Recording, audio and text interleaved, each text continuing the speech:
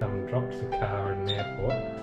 Probably a 40-minute drive into town on the 3.2 kilometres from the central station into where we're staying in Rome. It was hot.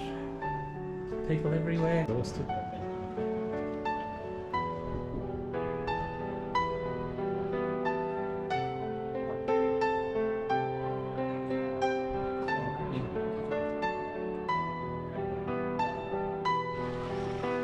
Welcome to Rome. Good little walk in the apartments.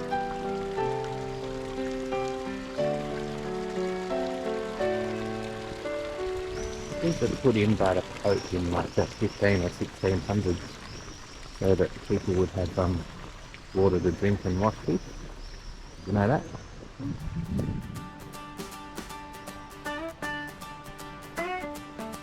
Apparently it's forbidden to put your feet in there. Well, yeah, there's a lot of things you have to sit on.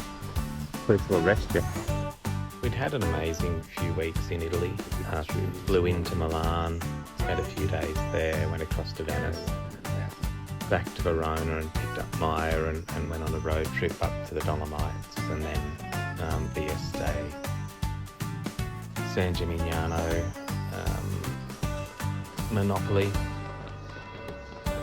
Matera, and then at the end of our stay we've got Maya to fly back home to Australia. Spent just a couple of nights in Rome. You hear lots of different, conflicting, I guess, stories about what it's like, but I found it to be quite an extraordinary place to visit, really worthwhile. And like most of the places we went in Italy, I actually would have liked to have had longer to have a really good look around. We found the All Trails app to be really useful.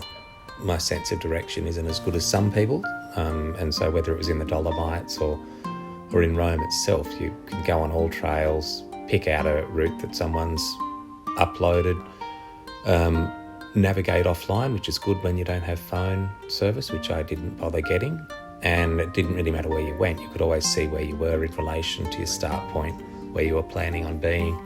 This walk around Rome started as a walk looking at fountains, and then we walked along the Tiber River. I would have been really keen to get to Villa Borghese, not sure how to pronounce that, but the green lungs of Rome is this quite, epic, large, rambling kind of botanical gardens with a beautiful lake in the middle of it. That was really special. And then you keep wandering along, next thing you know, you turn up at the Colosseum. You see there's photos there of Trevi Fountain, and then all these historic sort of ruins. It's really, really great. So if you've got the app, you can just keep walking, and regardless of where you turn, where you're planning on going, where you end up, you end up finding your way back, which nice peace of mind when, as I said before, your sense of direction isn't your strongest suit.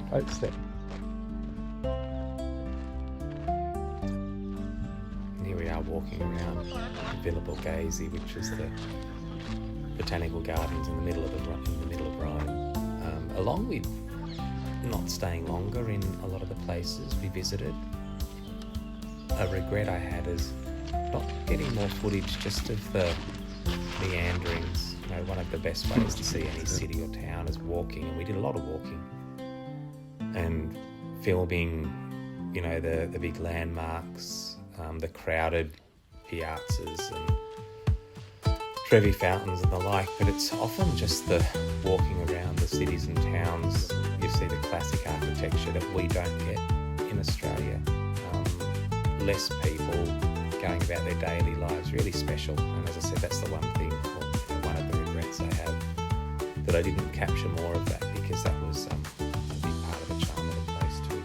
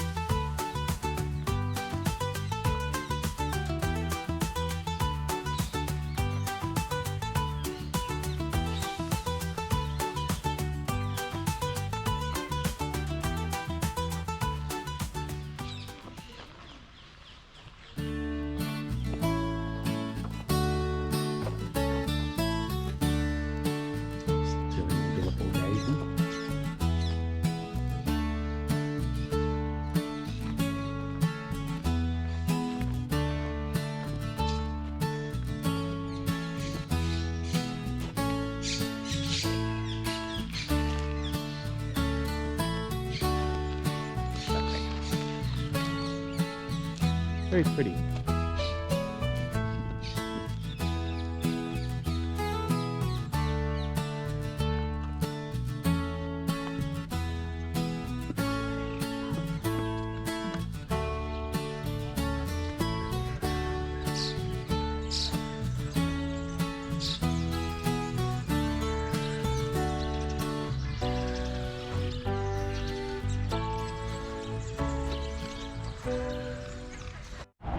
Now moved over onto Nikki's walking tour.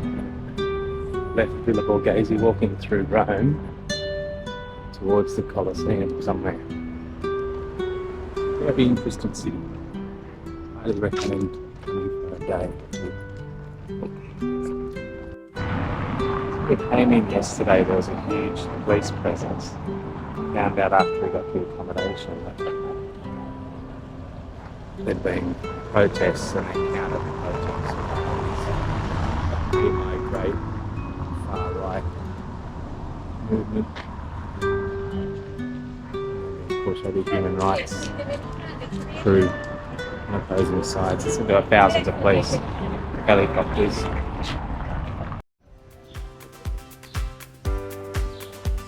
Roman ruins. And then I went to the Colosseum.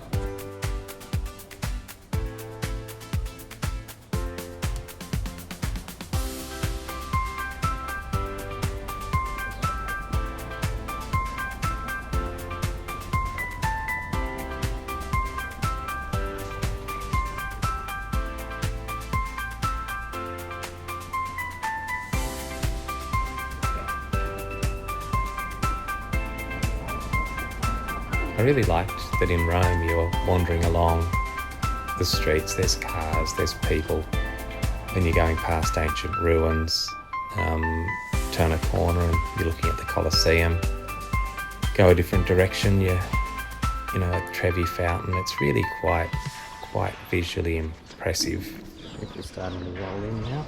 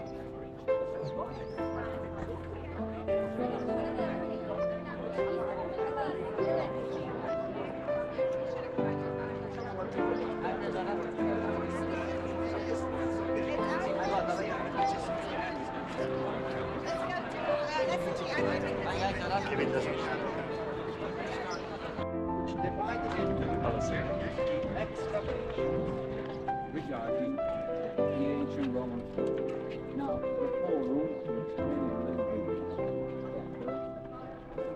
The top. Well, that was an experience. I wish I'd taken my camera and went for dinner on the other side of the Tiber. It's like cars and people, really nice car park. We see a view at night. So trying to get in the door down there. You can see how many people are lined up at the restaurant downstairs. Yeah. Very busy place, Rome. Have a good look around because I don't think I'll be coming back. We actually had lunch at the restaurant the next day. It was delicious.